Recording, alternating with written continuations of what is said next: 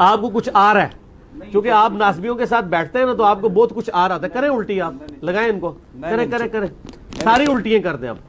نہیں، میں صرف یہ کہہ رہا ہوں، آپ نے جس طریقے سے کہا کہ ابو بکر جو ہیں وہ کبھی یہ دعویٰ نہیں کریں گے. ہاں نہیں کریں گے. صحیح ہے، تو میں تو یہ کہہ رہا ہوں کہ حضرت علی نے بھی کبھی دعویٰ نہیں کیا کہ میں ابو بکر سے افضل ہوں. پھر تو کیا ضرورت ہی نہیں، وہ تو ایک ٹاپک لد ہے نا.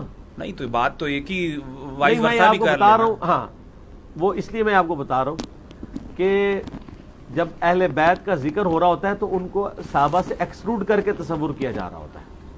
حضرت علی تو نہیں کریں گے، حضرت علی تو اور بھی کسی کے ساتھ نہیں کریں گے. وہ تو کہیں گے ومن احسن قولا ممن دعا الی اللہ وعمل صالحا وقال اننی من المسلمین. وہ ٹھیک ہے، لیکن چلیں آپ کے لیے میں عرض کر دیتا ہوں. آپ جان بوجھ کے پنگا لے رہے ہیں. تو بخاری مسلم میں جو حدیث ہے کہ 6 مہینے حضرت علی نے بیعت نہیں کی تھی حضرت ابوبکر کی، ٹھیک ہے. پھر حضرت فاطمہ کی وفات ہو گئی. بخاری مسلم کے الفاظ ہیں، حضرت علی نے پیغام بھجوایا حضرت ابوبکر کے لیے کہ آپ مجھے آ کے ملیں گھر آ کے. تو حضرت ابوبکر خود، حضرت علی خود چلے جاتے ہیں نا ان کے گھر. آپ ذرا اس کی انٹینسٹی کو غور کریں. کیا پنجاب کا وزیر اعلیٰ یہ کہے گا کہ پرائم منسٹر مجھے گھر آ کے ملو؟ تم جرت ہے اس کی یہ کہہ دے؟ اس جرت کے پیچھے کیا چھپا ہوا ہے؟ ہائے ہائے ہائے لے جاؤ آج. یہ جرت کے پیچھے کیا چھپا ہوا ہے کہ مجھے آ کے ملو؟ اور ملنے والا بھی آ رہا ہے، وہ کہ میں خلیفہ ہوں، پوری امت نے مجھے بیعت کی ہے، مجھے بلا رہا ہے اپنے گھر میں. ان کی عارضی اپنی جگہ ہے، لیکن حضرت علی کا جو ایکٹ ہے یہ کیا شو کر رہا ہے؟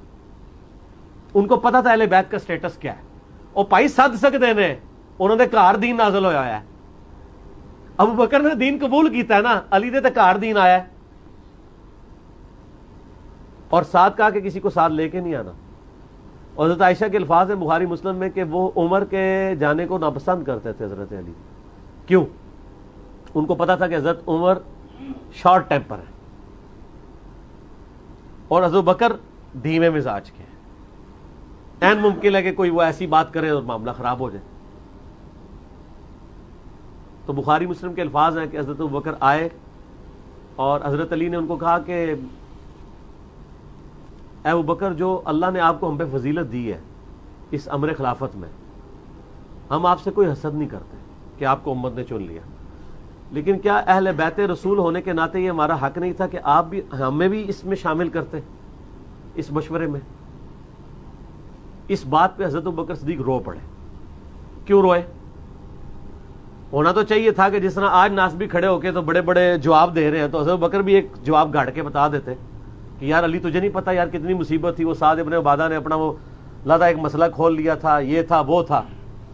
ان کو پتا تھا کہ جو کچھ بھی تھا یہ کچھ نہیں ہونا چاہیے تھا جو سقیفہ بنی ساعدہ میں ہوا ہے.